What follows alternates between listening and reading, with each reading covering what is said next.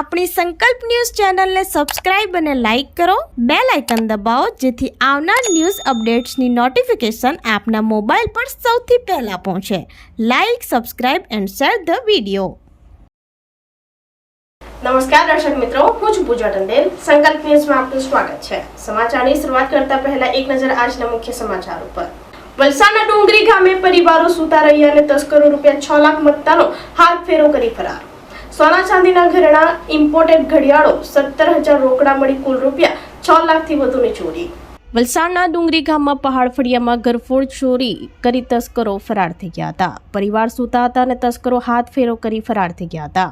વલસાડના ડુંગરી ગામે એક મકાનમાં રાત્રિ દરમિયાન ચોરોએ ઘરમાં પ્રવેશ કર્યો હતો અને કબાટમાં મૂકેલા સોના ચાંદીના ઘરેણા, ઇમ્પોર્ટેડ ઘડિયાળ સહિત 17,000 રોકડા મળી કુલ રૂપિયા 6 લાખથી વધુની ચોરી કરી ફરાર થઈ ગયા હતા. પરિવારે જોતા માલ સામાન વેરવિખેર હાલતમાં જોવા મળ્યો હતો ત્યારે ચોરી થઈ હોવાની જાણ થઈ હતી અને આ મામલે પરિવારે ડુંગરી પોલીસને જાણ કરતા વધુ તપાસ પોલીસે હાથ ધરી છે.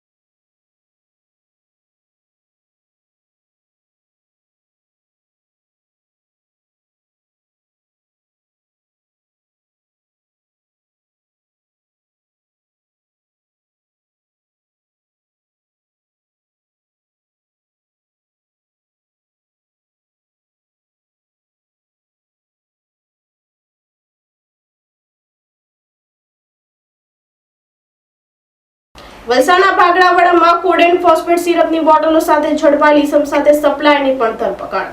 સુરતથી વલસાડ સુધી ચાલતું નશાનું નેટવર્ક સામે પોલીસે લાલાક કરી બંને આરોપીને ઝડપી તપાસ આદરી. વલસાડ એસઓજીએ શહેરના ભાગડાવાડા તળાવ વિસ્તારમાંથી કોડેન ફોસ્ફેટ સિરપની 35 બોટલ સાથે એક યુવકને ઝડપી પાડ્યો હતો. એસપી ડોક્ટર કરણરાજ વાઘેલાની સૂચના મુજબ એસઓજી પીઆઈએયુ રોઝના માર્ગદર્શન હેઠળ પોલીસે શંકાસ્પદ હાલતમાં મોપેડ ઉપર ઉભેલા મોહમ્મદ ઝૈદ સલીમ સિંધાની તપાસ કરતા તેની બેગમાંથી કોડેન સિરપની બોટલો મળી આવી હતી. પૂછપરછમાં જાણવા મળ્યું હતું કે આ સિરપ સુરતના સપ્લાયર મોહમ્મદ માઝ ઉર્ફે માયા પાસેથી લાવવામાં આવી હતી. વલસાડ એસઓજીએ સુરત પોલીસની મદદથી સપ્લાયર મોહમ્મદ માઝ ઉર્ફે માયા મોહમ્મદ પરવેઝ પતરાવાલાની ધરપકડ કરી હતી.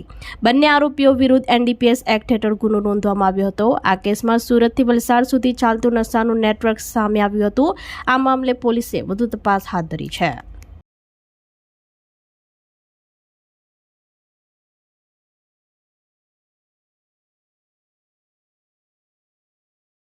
ઉમરગામમાં ન્યૂઝપેપર જૂના કેલેન્ડરમાંથી થેલીઓ શાળાના બાળકો પાસે બનાવી મેડિકલ સ્ટોરમાં વિતરણ કરાયું.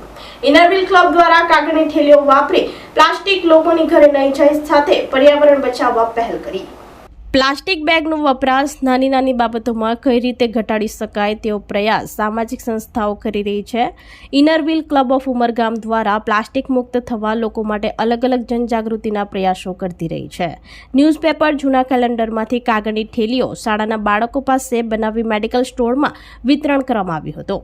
મેડિકલ સ્ટોરમાં દવાઓ આપવા કાગળની થેલીઓ વપરાય અને પ્લાસ્ટિક લોકોની ઘરે નહીં જાય સાથે પર્યાવરણ બચાવવા એક પહેલ કરવામાં આવી હતી. ઇનરવ્હીલ ક્લબ ઓફ ગામ દ્વારા શાળાઓમાં વોટર હાર્વેસ્ટિંગ સહિત સ્વચ્છતાને પ્લાસ્ટિક મુક્ત બનવા અલગ અલગ અભિયાનો ચલાવતા આવ્યા છે. હાલ કાગળની થેલીઓ બનાવી બાળકોમાં પ્લાસ્ટિકથી થતા નુકસાનની બાબતને જાણી શકે તે માટે પ્રયાસો કરવામાં આવ્યા હતા. હું Forum Dedia inner wheel club of ઉમરગામની પ્રેસિડેન્ટ અને આ બધા મારા મેમ્બર્સ છે. અમે પ્લાસ્ટિક ફ્રી એટલે પ્લાસ્ટિક આપણે કેવી રીતે ઓછામાં ઓછું યુઝ કરીએ એના માટે અમે લોકો એક નાની તક લીધી. અમે સ્કૂલના બાળકો એટલે અહીંયા કામરવાડ સ્કૂલ છે એ બાળકો પાસેથી અમે ન્યૂઝપેપર આપણા સ્કૂલના બીજા પેપર્સ એ આપીને અમે લોકોએ બેગ્સ બનાવડાવી છે, પેપર બેગ્સ, અને એ અમે મેડિકલ સ્ટોર્સમાં આપવાનું વિતરણ કર્યું છે જેથી એ લોકો એમાં મેડિસિન્સ નાખીને અને આપી શકે જેનાથી ઓછામાં ઓછું પ્લાસ્ટિકનો યુઝ થઈ શકે.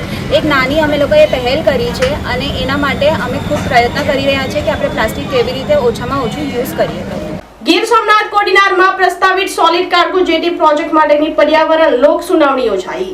કંપની પાસે વિકાસ રોજગારીની તકો ઊભી કરવાની અપેક્ષા સાથે સ્થાનિકોએ પ્રોજેક્ટને વ્યાપક સમર્થન આપ્યું.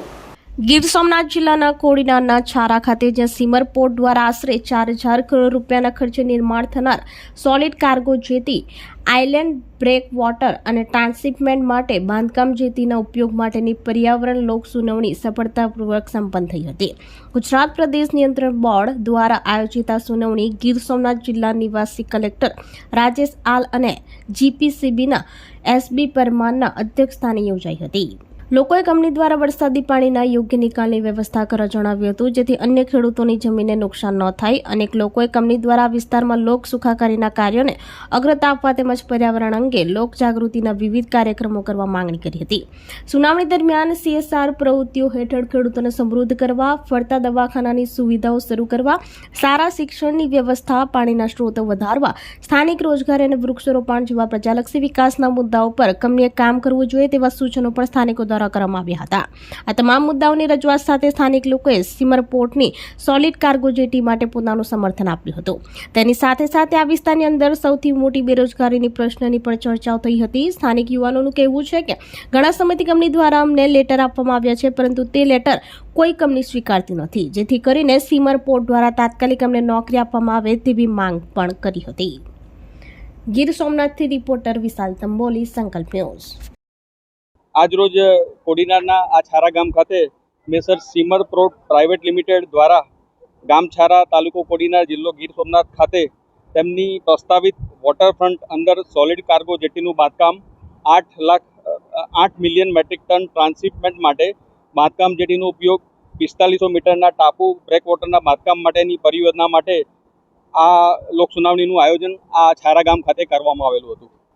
આ લોકસુનાવણીના પહેલાં 5 લેખિત રજૂઆતો ગુજરાત પ્રદૂષણ નિયંત્રણ બોર્ડને મળેલ હતી અને લોકસુનાવણી દરમિયાન લગભગ 16 લોકોએ ગામના સ્થાનિક આસપાસના જે અસર ગામો હતા તેમના દ્વારા મુખ્યત્વે એમના જે અત્યાર સુધીના જે પ્રશ્નો હતા એ રજૂ કરવામાં આવ્યા હતા, જેને કંપની દ્વારા બહુ સારી રીતે સાંભળવામાં આવેલા છે. આ તમામ પ્રશ્નોનો જવાબ કંપની દ્વારા મેળવી અને આ લોકસુનાવણી જે મિનિટ્સ બનાવવામાં આવશે એમાં એ તમામનો વિગતવાર સમાવેશ કરવામાં આવશે અને આ લોકસુનાવણીની મિનિટ્સ અત્યારે જે પબ્લિક હિયરિંગ થયું એની વિડીયો સીડી સાથે એની વધુ કાર્યવાહી માટે આગળ મોકલવામાં આવશે.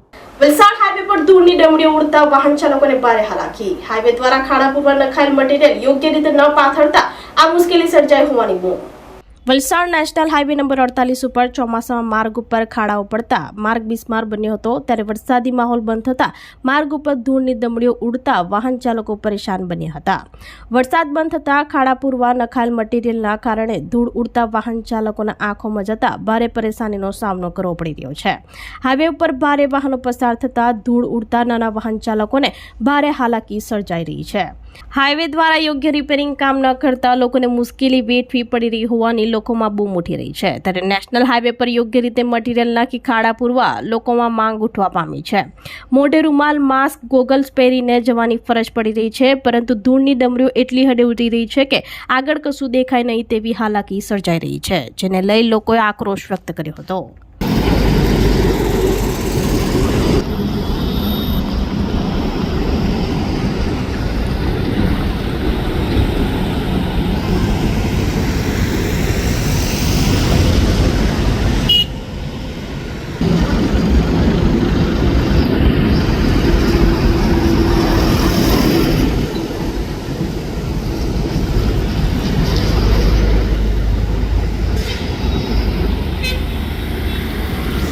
તો આ તાજા નવા સમાચારો સાથે કાલે ફરી મળીશું. નમસ્કાર. આપણી સંકલ્પ ન્યૂઝ ચેનલને સબસ્ક્રાઇબ અને લાઇક કરો, બેલ આઇકન દબાવો, જેથી આવનાર ન્યૂઝ અપડેટ્સની નોટિફિકેશન આપના મોબાઈલ પર સૌથી પહેલા પહોંચે. Like, subscribe and share the video.